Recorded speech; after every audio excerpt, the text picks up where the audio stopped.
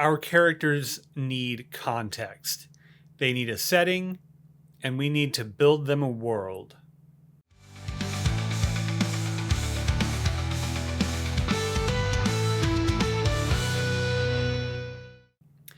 Welcome back to Writer's Theory. I'm James Winterthorn, and in this video I want to discuss world building, or the setting for our stories. First, let me talk about the terms here. So when I was learning about writing, the term world building wasn't really a thing. It might have been around, but it wasn't a topic of conversation that we were having. We never used the term world building. It was just, what is the setting? And in that case, I'd say the setting is probably our larger term. Although I'm going to break it up a little differently here just to make it a little more tangible. And as I go through the video, you know what I'm talking about when I say setting, when I say world building. So first, the setting is the place in which our characters exist. It's the context. It's the world they live in. It is the environment in which we tell the story.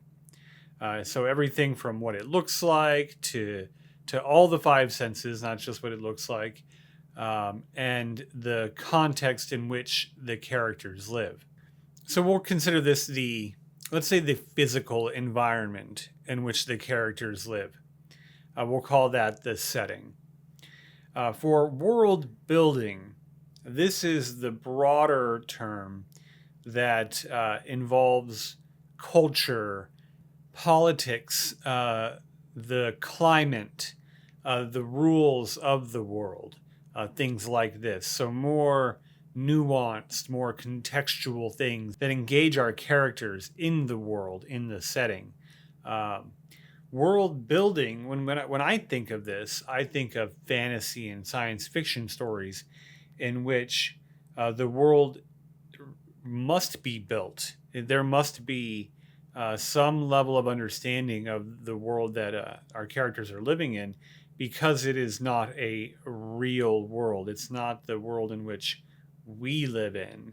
And so it requires this building to be understood. Now, regardless of the setting, even if it is in our world, world building still happens. It still needs to happen. And we need world building because our characters need to live in a place where the boundaries are understood or established, and there needs to be crossing of those boundaries. There needs to be challenging of the rules that are established. So world building happens in every single story. But maybe in those fantasy and science fiction stories, maybe even in historic fiction where the world may not be completely understood, it needs to be built. It needs to be established for the reader. So why is this important? Why do we need to focus so much on world building?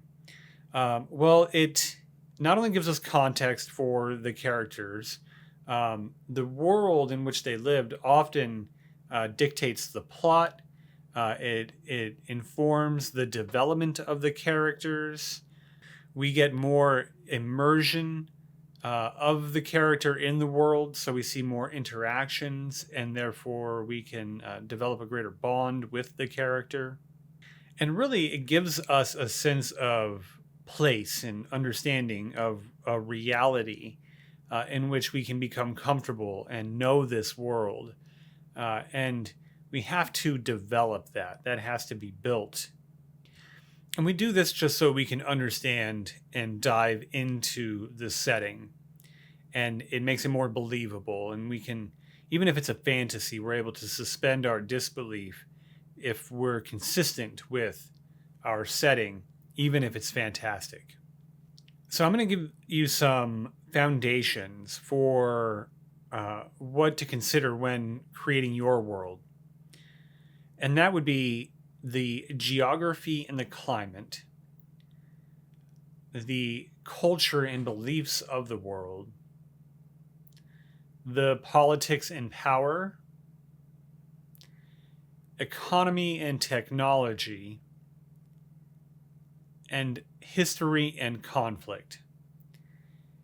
Now, all of these, if you consider this while your characters are interacting with their environment, it helps to create a richer story, richer backgrounds, better context for the plot.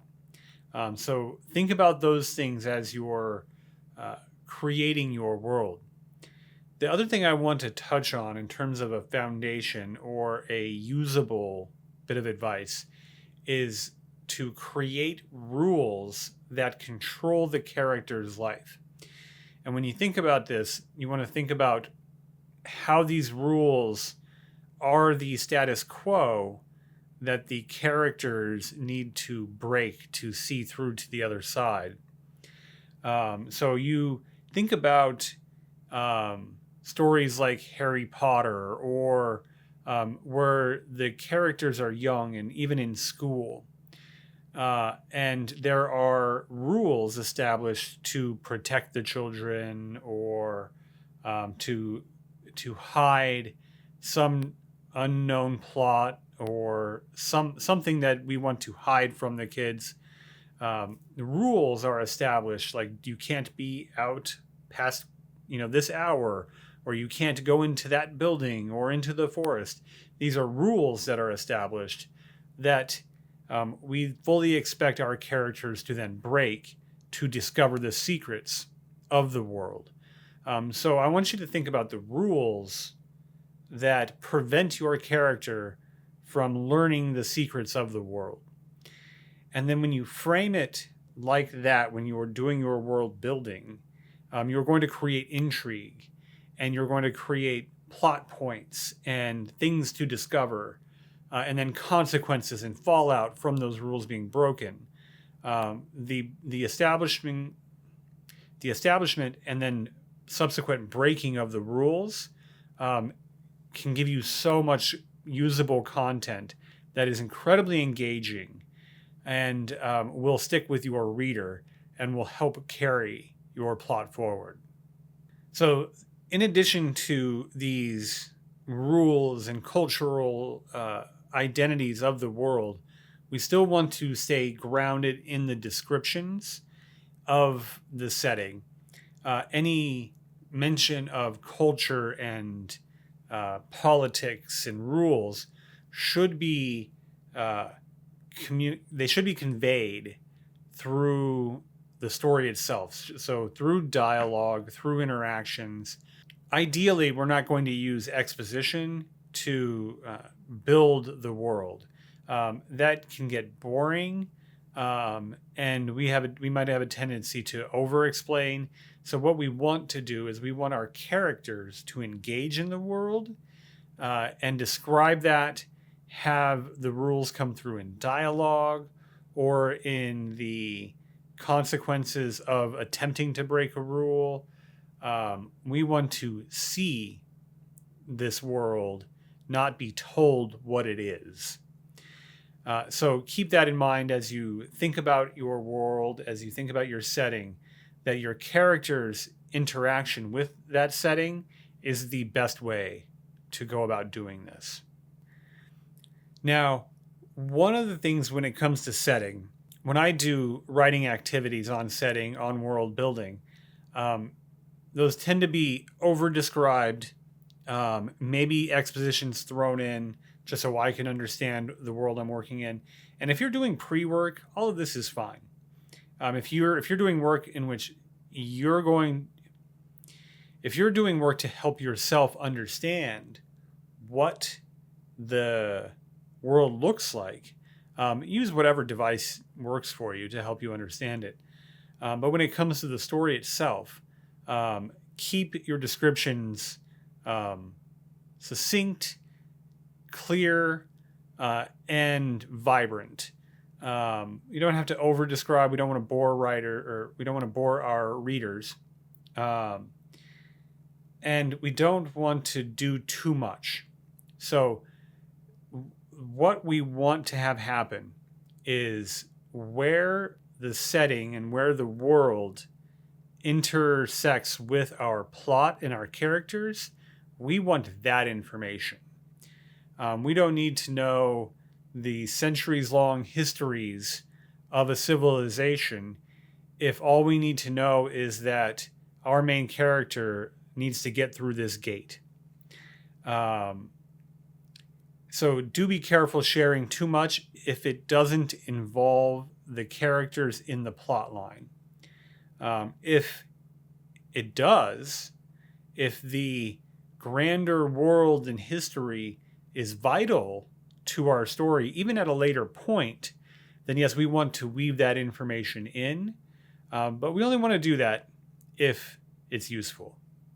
If you would like some practice in world building and character development, writing action, dialogue, some of the foundations of fiction writing, I do have a free resource. I call it the Fiction Forge.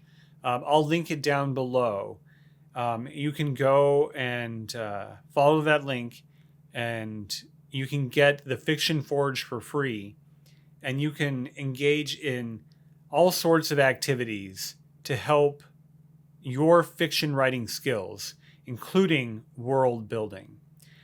So if you're interested, get the Fiction Forge now. It's completely free, and have fun with those writing prompts. If you've enjoyed this video, if you want more videos on things like world building, other writing related content, I also share my own journeys of writing here on YouTube. Well, please like and subscribe. Hit the bell, you'll be notified when new videos come out. And let me know, what writing advice can I help you with? I have a book published. I'm in the process of editing to publish a second book. I have 2 degrees in English focused on writing. So let me know what content would help you get in front of your keyboard, tell the story you want to tell, and just have fun writing. That's really what this is about. How can we express ourselves as writers, and especially in this modern world of technology? And so thanks for watching this video, and I hope to see you in the next one.